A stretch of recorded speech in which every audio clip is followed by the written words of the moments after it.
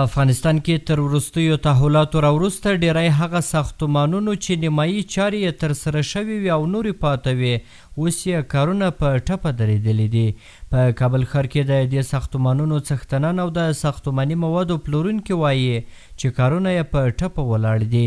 د دوی په خبره د دې لوی لامل پر افغانستان د امریکا اقتصادي بندیزونه دي.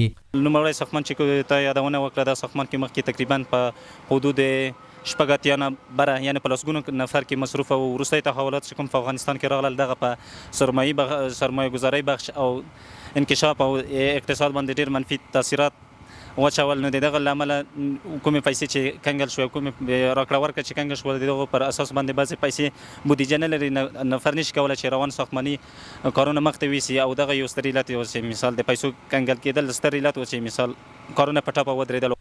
دوی زیاتوي چې د ډیری خلکو پیسې په بانکونو کې بندې دي او نشي کولی چې زیاتې پیسې له بانکونو څخه ترلاسه کړي. د دې ساختمانونو مسؤلین دغه راز وایي چې پخوا به له دوی سره زرګونه کسان په کارونو بوخت وو خو اوس مهال ډیری دغه کسان بېروزګاره شوي دي. د خلکو چې سرمایه دي پیسې دي دا ټول په بانکو کې بندې دي.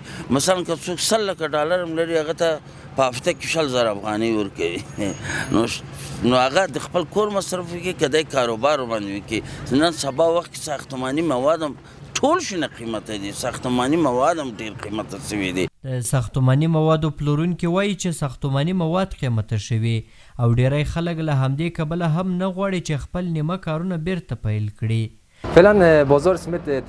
اوس مهال د سیمټو قیمتونه ډیر لوړ شوي. که د تیر کال سره پرتله کړو د یوې بورۍ سیمټو بیه کې تقریبا 110 افغانۍ لوړوالی راغلی دی.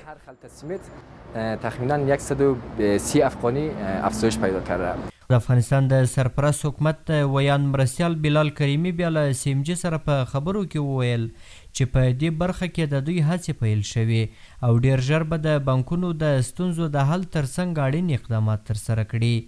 د پیسو د انتقال په برخه کې که ستونزه شتون لري هغه امیدواري دي ستاسې هغه به مقطعي وي کوتاه مدته به وي ولې په کل کې یو اراده او یو تصمیم شتون لري چې هغه پروژې چې خصوصي سکتور یې تمویلوي هغه هم پیل شي.